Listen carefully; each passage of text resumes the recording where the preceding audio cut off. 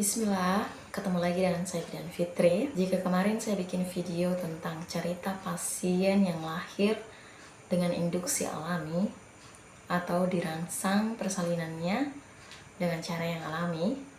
Nah, kali ini saya mau cerita pasien yang persalinannya dirangsang dengan menggunakan obat. Ibu yang bersalin ini adalah anak pertama. Jika persalinan anak pertama itu artinya ini adalah pengalaman pertama ibunya dalam persalinan. Ibu ini datang bersalin dengan keluarganya tanpa suaminya, karena suaminya kerja jauh dan mereka LDR, long distance relationship, atau hubungan jarak jauh ya. Mungkin karena LDR, atau ibunya juga tidak ikut kelas hamil, atau ibunya juga tidak mendapatkan ilmu tentang persalinan. Jadilah akhirnya ini ibu hamil dengan lewat bulan atau lewat waktu. Artinya, ibu ini hamil dengan kehamilan usia 43 minggu atau 10 bulan lebih 3 minggu. Yang mana normalnya usia kehamilan itu 37 sampai 42 minggu ya. Lanjut. Selama kehamilan, ibunya tidak pernah merasakan sakit-sakit mau bersalin. Hanya datang USG dan ternyata sudah lewat bulan. Dan akhirnya dokter spesialis kandungan instruksikan untuk persalinan dengan induksi. Ya, induksi artinya ibunya diberi obat perangsang. Biasanya ibunya dikasih melalui vagina dan obat itu diselip di dalam mulut rahim, atau bahasa medisnya mulut rahim itu serviks ya. Jadi obatnya itu diselip di servisnya ibunya untuk membantu dilatasi atau pelebaran serviks atau mulut rahim ya, dan agar terjadi pembukaan. Biasanya kalau mempan ya, nah karena ada juga yang nggak mempan gitu, karena ada beberapa ibu juga nggak mempan ya dengan obat ini gitu. Kalau mempan, obat ini akan menyebabkan nyeri perut atau sakit-sakit perut karena kontraksi dan mulai pembukaan mulut rahim secara bertahap.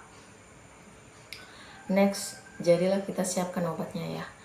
1 tablet obat dibagi 4 ya. Kecil obatnya dibagi 4 dan dimasukkan secara bertahap sesuai dengan waktu yang sudah diinstruksikan. Dan setiap pemberian obat dan perkembangan yang terjadi selalu dilapor ke dokter yang jaga, karena jika salah-salah dalam penggunaan obat ini bisa memicu terjadinya perdarahan pervagina dan akhirnya bisa mengancam nyawa ibunya. Jadi obat ini tidak sembarang dipakai ya.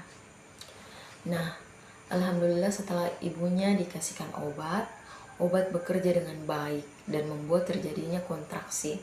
Jadinya kita lanjut observasi atau pemantauan persalinan sampai si buah hati ibunya lahir. Alhamdulillah semuanya berjalan lancar. Catatan ya, kontraksi alami beda dengan kontraksi karena obat ya. Kontraksi yang terjadi secara alami tanpa bantuan obat itu terjadi secara bertahap dan jedanya bagus gitu ya. Jadi teratur gitu ya.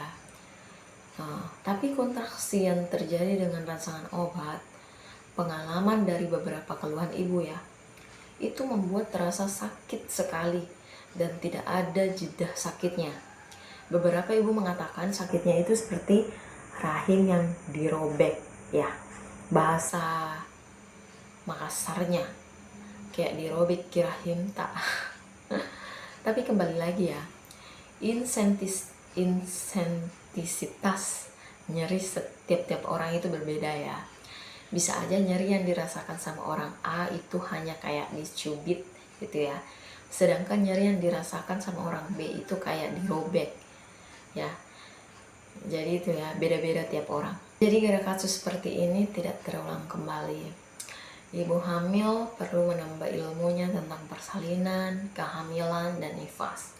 Ibu hamil harus tahu mana cukup bulan, itu berapa minggu, dan bagaimana cara memunculkan kontraksi alami. Ya, kontraksi asli yang alami. Seperti itu ya. Wallahu a'lam bishawab. Oke, sekian video saya. Semoga video ini bermanfaat. Subscribe channel ini untuk mendapatkan ilmu-ilmu tentang kebidanan, insya Allah. Wabillahi taufiq wa hidayah.